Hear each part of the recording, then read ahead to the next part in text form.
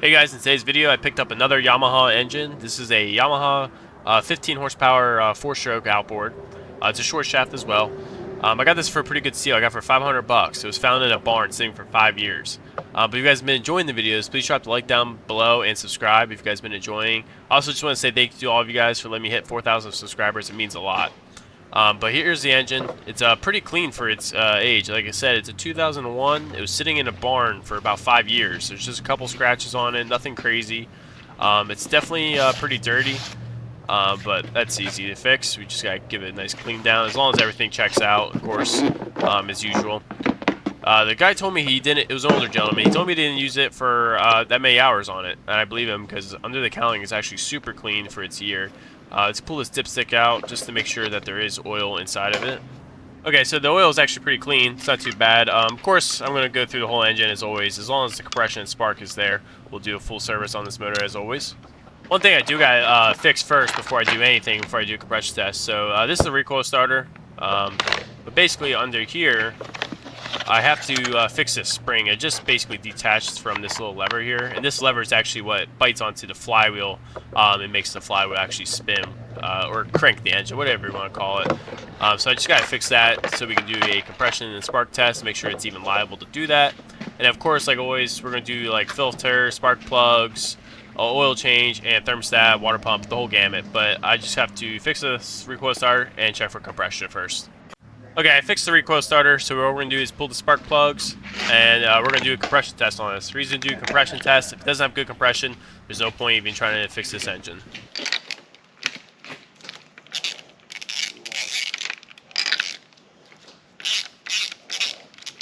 Okay, so the top spark plug actually doesn't look too bad. A little oily. Okay, second spark plug looks about the same, so no water, no rust, good thing. So the only thing I'm going to do is I'm pull the flywheel and just make sure there's nothing in there.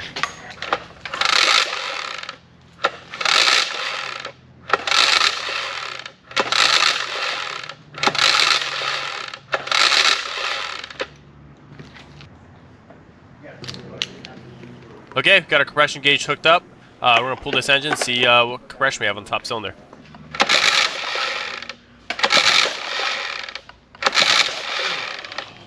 Okay, so the top cylinder, we got about 210 on the really good compression for this motor. Okay, so we're going to do the bottom cylinder. We want at least 10 pounds within each other to have a good, healthy engine.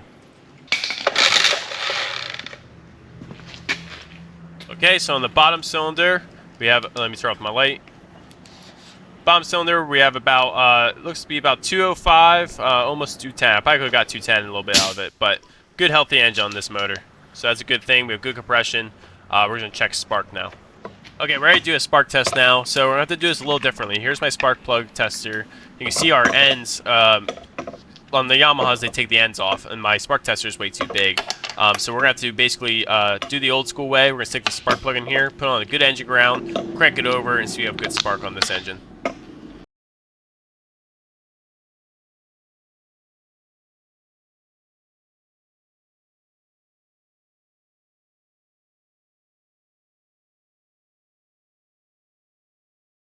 Okay, so we got good spark on cylinder number 1.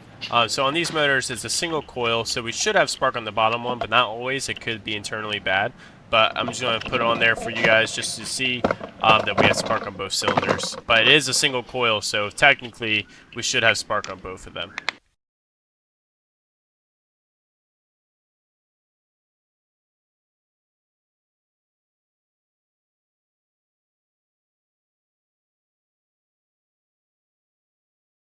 We have great compression, great spark, so that's a great thing. We have good, healthy power head. What we're going to do next is jump over here. We'll show you guys how to take off this carburetor. We're going to go through it and clean it, rebuild it, and then we'll change out the fuel filter as well for the fuel system. So to take off this carb, there's a couple things we got to do. So we're going to pop off this linkage down here, or you can take out the screw. Also keep in mind, when you go to do this, have the throttle closed all the way. I just think it's easier when you go to put everything back together. But without that being said, get my camera set up. We're going to pop off this linkage down here, pull off this choke assembly linkage. So you see here, it's the choke. We just got to pop that off. And then we got to tighten this cable up here. It seems a little loose. Then we're going to pull out these 2 bolts. They're going to be 10 mils. There's going to be a fuel line back here, tucked away. And that's pretty much it. That's all you got to do is pop off this carb.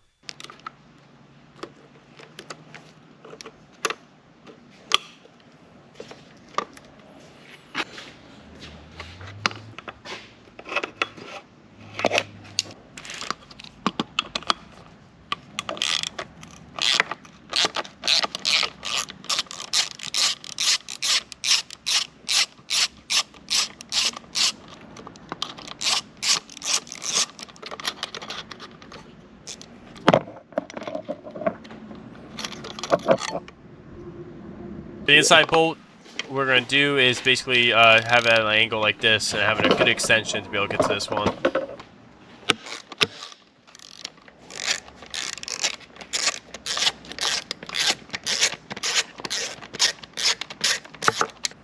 We can just pull our airbox right off just like this to give us a little bit of space. You don't have to do this, but here's the airbox with the washer, and now our carb is free, and this is what our carb looks like.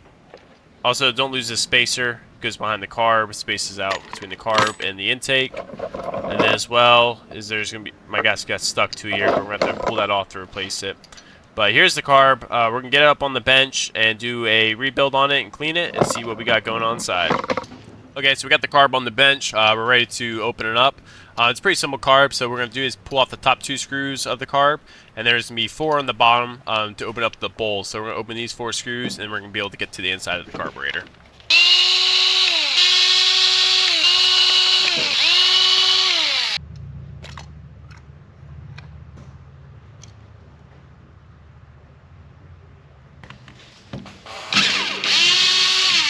Alright, Chico, see you tomorrow. Later, dude. Good luck. Yeah.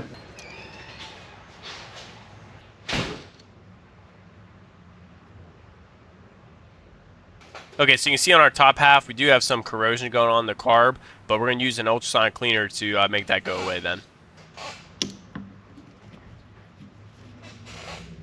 We can see here that our main jet is clear, so that's a good thing.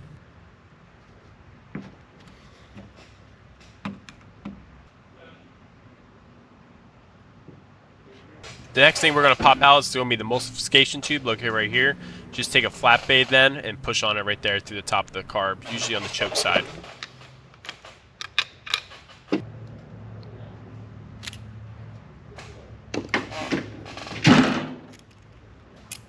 Once again then, you want to be able to see right through this emulsification tube.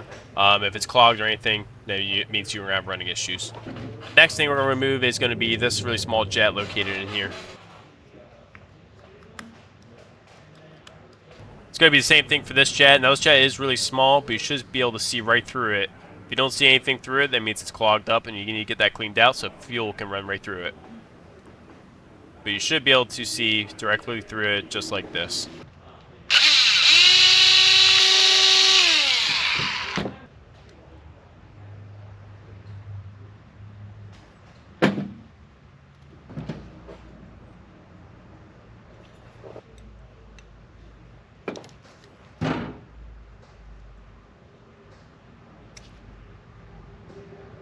Okay, the last thing we gotta do is just flip the bowl over, pull out these 3 screws, and then we can get to the fuel enrichener.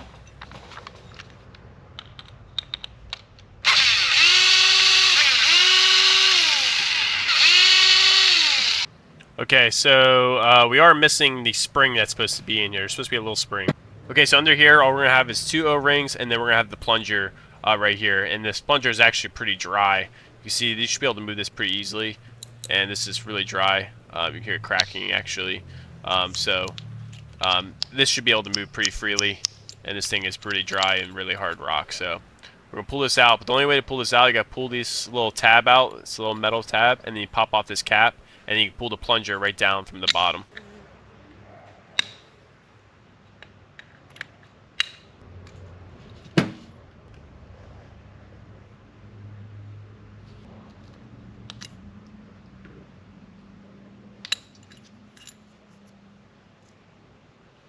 Okay, so the carbs are all taken apart and it's ready to go in the ultrasonic cleaner. We're just gonna have to pull off the spacer right here, and then again, you guys know what I'm gonna do with the cap from the EPA. But we're gonna get this in the ultrasonic cleaner, get it all clean. Hopefully, this corrosion all comes out. Okay, so we just got the carbs out of the ultrasonic cleaner. It turned out pretty good. There is still a little bit of corrosion, but nothing to affect the carburetor, so I'm not too worried about it. But there was a couple things that was missing. So this is a check valve that was missing in the bowl of the carburetor. I had another carb similar to this, so I had one, but it's supposed to sit in here of this bowl, just like so. The only other thing we were missing was this spring that I was talking about before, and this spring, it's supposed to sit in here, in the bottom of this enrichener. It's supposed to just keep pressure on that fuel pump, or plunger diaphragm, and then again, that check valve. And I also did get a new plunger set up for this. I'll have all the parts down below, because this one was really, dry rotted, can't reuse that. So I got a new plunger. Again, I'll have it all down in the description for you guys.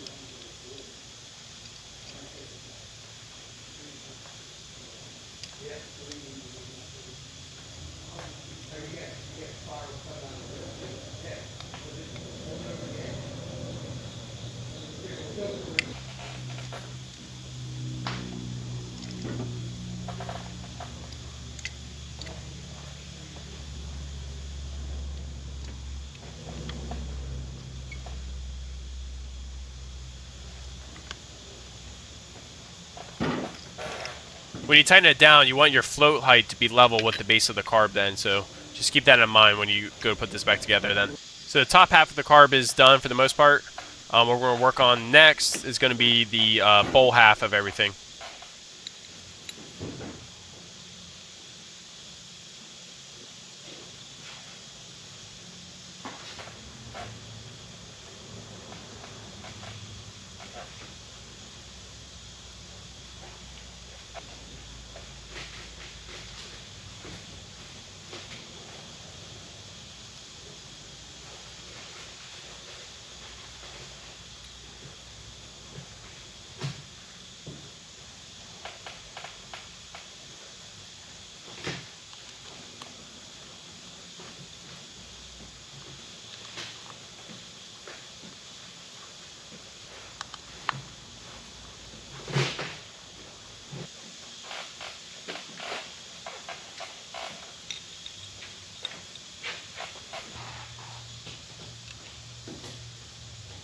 Just got to push in this little fuel filter then into the bowl then.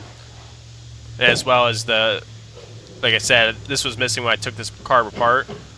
But this is basically a check valve. This needs to be in here when you go to reassemble. Or else you get some weird running issues.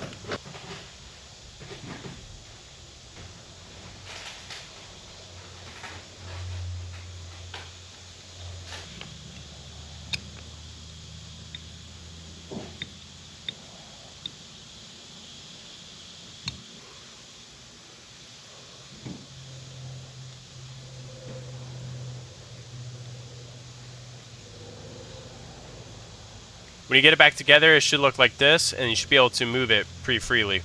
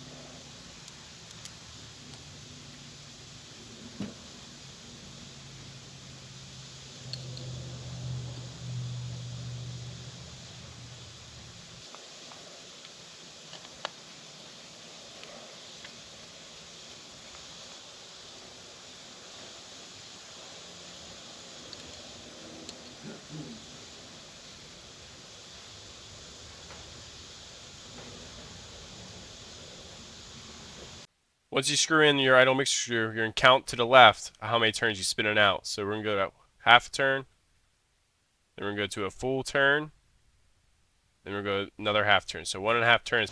Okay, I got our carb all done now. All we're going to do now is stick it back on the engine.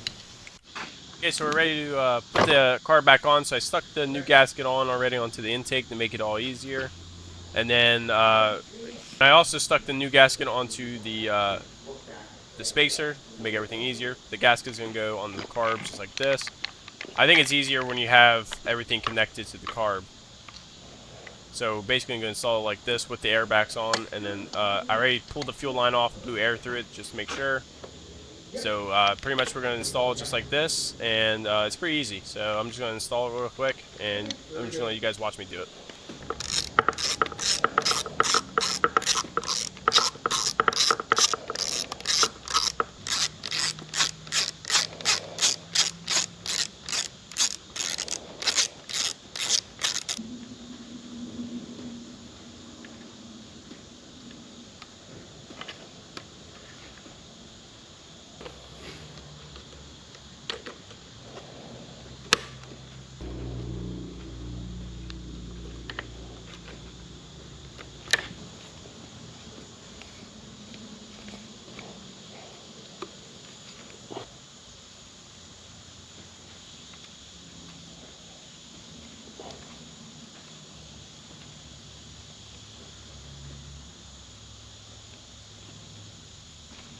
Okay, I got the carb all back on. Pretty easy. It's not a real hard carb to do. But what we're going to do next is replace this fuel filter.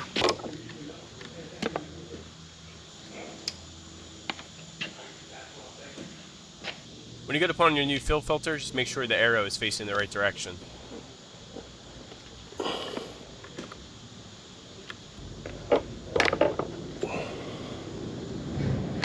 I get a lot of comments about me using zip ties a lot, so I'm going to show you guys the difference. So here's a regular zip tie, and here's a marine grade fuel line zip tie. And that's basically the difference. It's just basically that little tab basically grabs the fuel line. Now you wouldn't use this for like high pressure stuff. So if I was working like on an EFI motor at a high pressure pump, I wouldn't use a zip tie like this. But this low pressure stuff, it works perfectly fine. You can run these zip ties. It has to be these regular zip ties though. It can't just be these regular generic zip tie.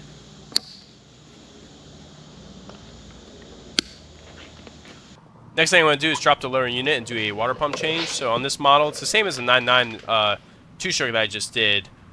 Just so if you guys want to watch that video, I'll have it down in the link too. But it's the exact same gear case for the most part. So it's going to be these two bolts. It's going to be 4 in total. Then we got to disconnect the shift linkage, so we get the spin out the coupler nut and hold the jam nut still. And I'm going to do this engine in reverse, just like the two-stroke video, because if you do it, you could also do it in neutral. It's just going to be a little harder because you're going to have to spin the flywheel, but you can still do it. You just have to spin the flywheel up here, which, in my opinion, I think it's harder. I think it's easier doing gear. But if you did this engine in forward, you can't even see the shift linkage through detaches, so you can't do it in forward. But for this engine, we're going to do it in reverse. So we're going to just make sure it's locked in reverse, and then we're going to be able to spin out that coupler nut and basically detach this shift linkage.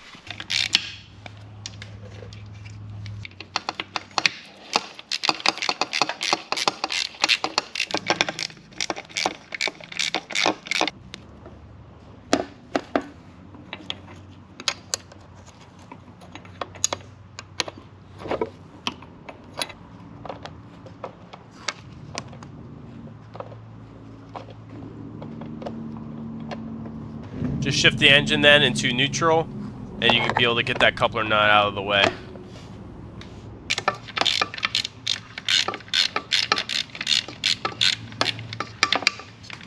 Okay, all you gotta do now, just give it a couple love taps. Lower unit should pop right out.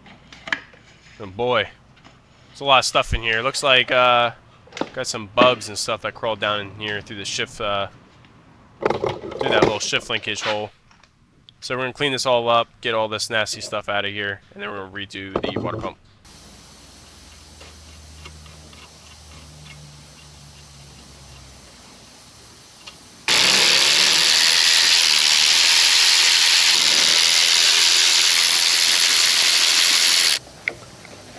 Oh boy. Well, I guess it's a good thing I'm doing a water pump impeller. You guys can see here the impeller is non-existent anymore again. So we have a couple fins right here, but we are going to track down all these fins and make sure it didn't get anywhere into the power head.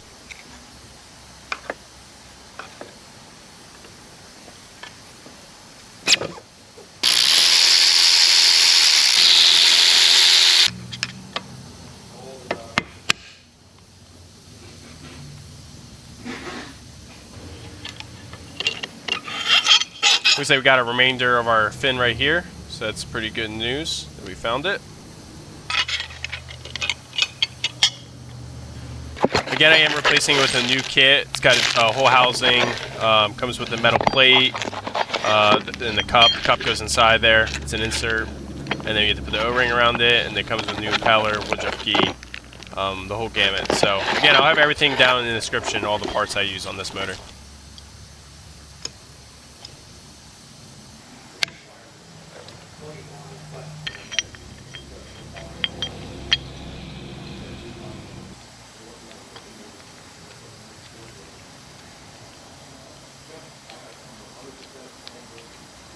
Just take a small dab of grease then. We're going to rub it inside this cup or inside the housing. It's just going to make the impeller slide in there easier when we go to put it in. Again, all you got to do is push down and spin the drive shaft clockwise, and it'll push down right into the housing.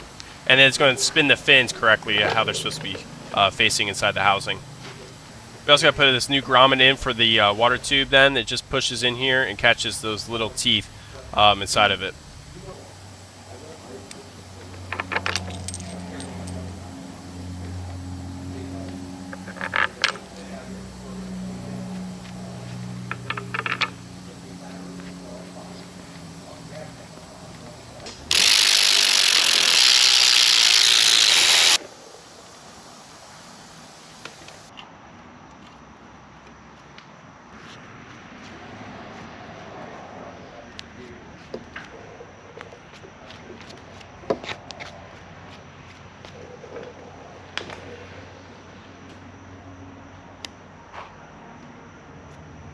Before I go install this lower unit, what I'm going to do is basically pull out the thermostat out of the engine and then blow air through that water tube.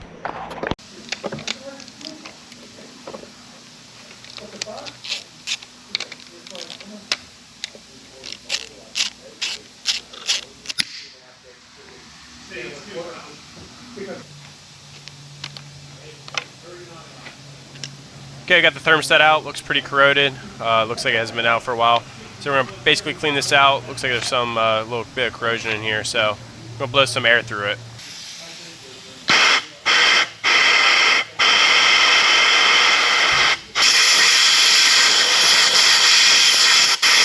Okay, so we're ready to put the new thermostat in. So we got a new thermostat, and this one I was actually able to get a gasket. I know a lot of you guys were hating on me in the last video, but this one I was able to get a gasket for it.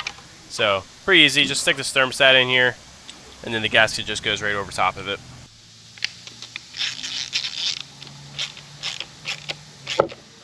Now let's get the lower unit back up into the engine. We just want to make sure then we're still locked into gear, because we're going to use the prop to spin it and to be able to line up the splines in the power head.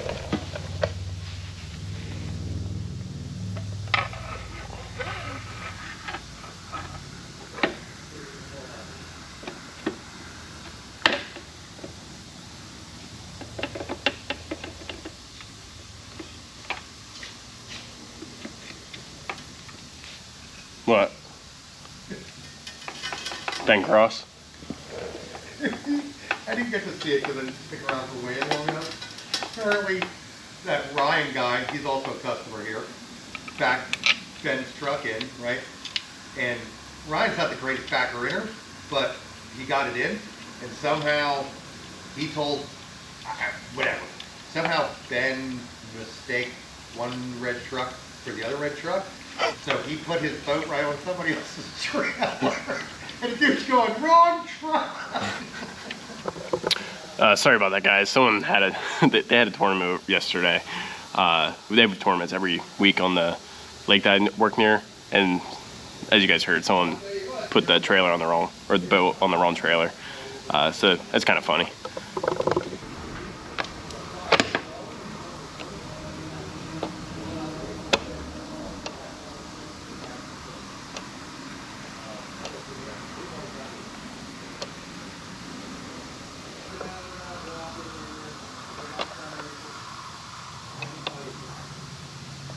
Just going to check our shifting now, so we're still locked in reverse. Shift into neutral, should spin freely. So we got good neutral. And we spin the prop, should be able to lock into forward, locks in, back to neutral, and then back into reverse. Locks in, and then we can go back to neutral. Basically throwing some new spark plugs in here. It's going to be a DPR 6EA 9s. And we know that's the spark plugs we got to run because down here, because you see on the Yamahas, they tell you.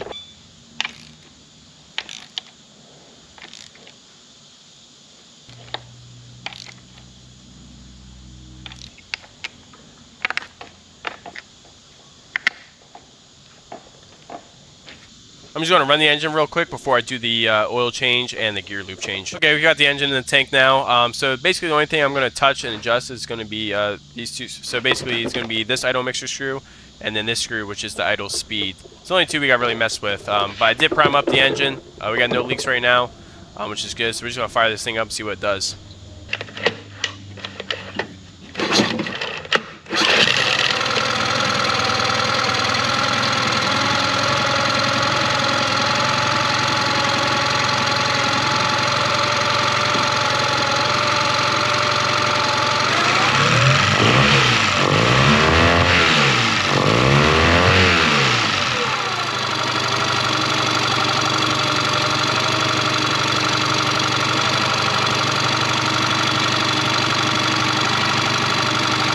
So it doesn't sound too bad, but I am going to just slow it down just a hair.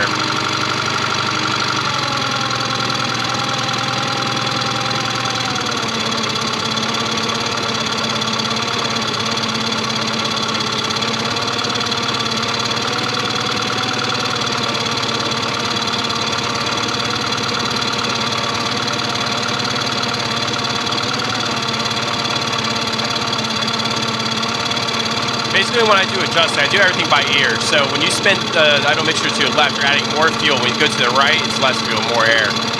So just for instance, you can just hear the engine change in RPMs based on which side you spin it. So let me just show you real quick. So if I spin this all the way in, it does like running words. You start spinning it out. Now these engines are set about 1.5 turns, so we're gonna keep it right around there.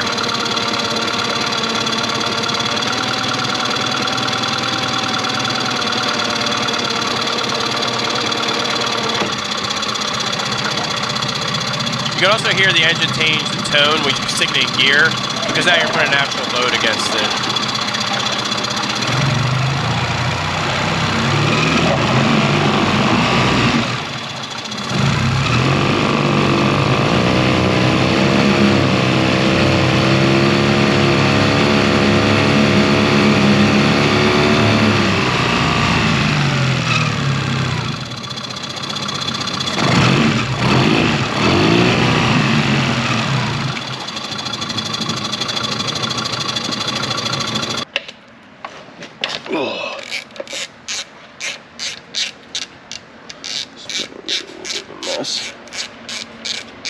We have to, I don't know if he's coming to run his boat today, or I have no idea, but hauled him in. Got to see if we can fit 3 batteries. Dude, motherfucker's gonna have so many batteries in that boat. I told him that. I was Holy like, dude, you didn't have a lot of batteries. There's a lot of weight in here. And,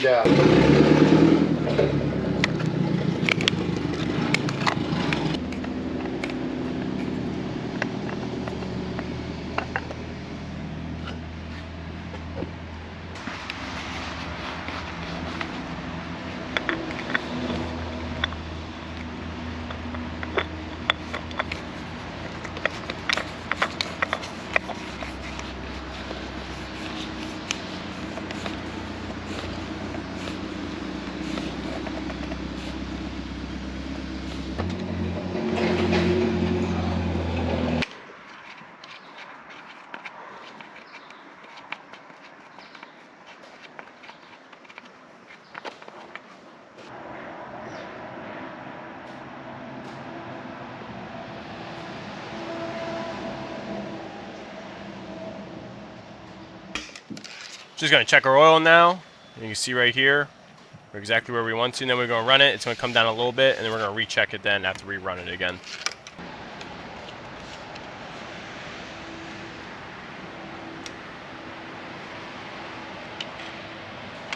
So the gear lube actually doesn't look too bad. Looks like it wasn't done too long ago. So that's a good bonus.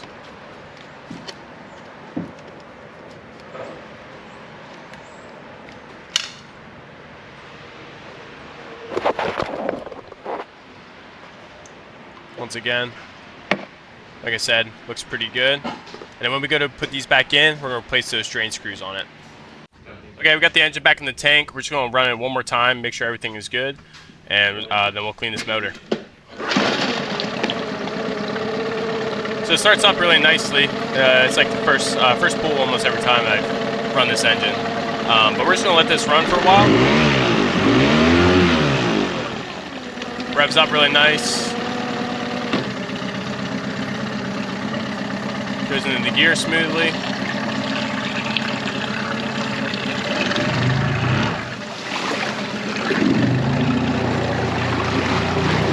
I just refilled this tank. I overfilled it a little too much, so I'm not going to go too crazy. Because I wouldn't get water all over the shop.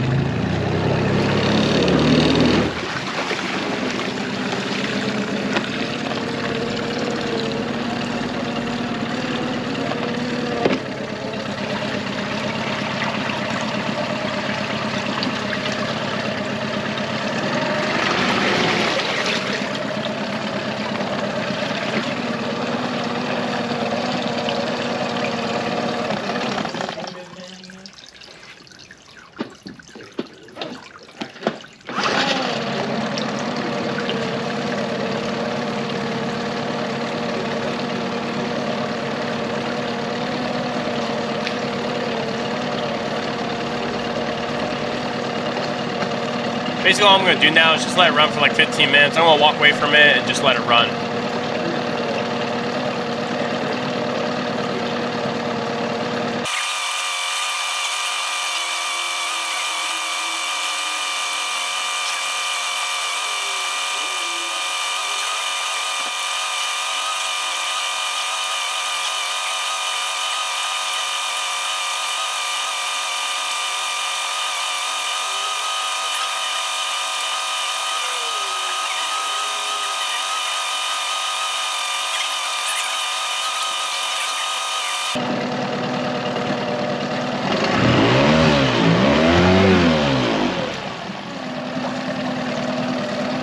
Alright, we're trying to restart it now. Just make sure it starts again. Starts up really nicely. So basically what I'm going to do now is just clean up the engine, get out of the tank. That'll be pretty much the end of the video.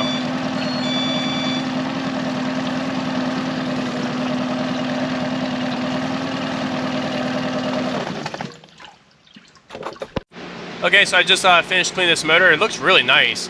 It turned out looking really good. It almost looks brand new, honestly. But again, I just want to say thank you guys for watching. If you guys liked the video, please hit that like button down below and comment and subscribe. Let me know what you guys want to keep seeing. I like doing these rebuilds for you guys. And again, I just want to say thank you guys all for letting me hit 4,000 subscribers. It really means a lot to me. But here's a little overall of the engine. I think it cleaned up really nice. It's shined up really good. But I really enjoy making these videos for you guys. I do have some other ideas of videos I want to make for you other than just me doing these engine flips. But I do like showing you guys how to do this stuff because I do show you guys pretty much everything of how to do it all. So if you guys want to do this stuff on the side, you can easily do this if you guys want to. It's a really good side gig, a little side hustle to do. But that's pretty much going to end the video for today. And again, thank you guys all for watching, and I'll see you guys in the next video.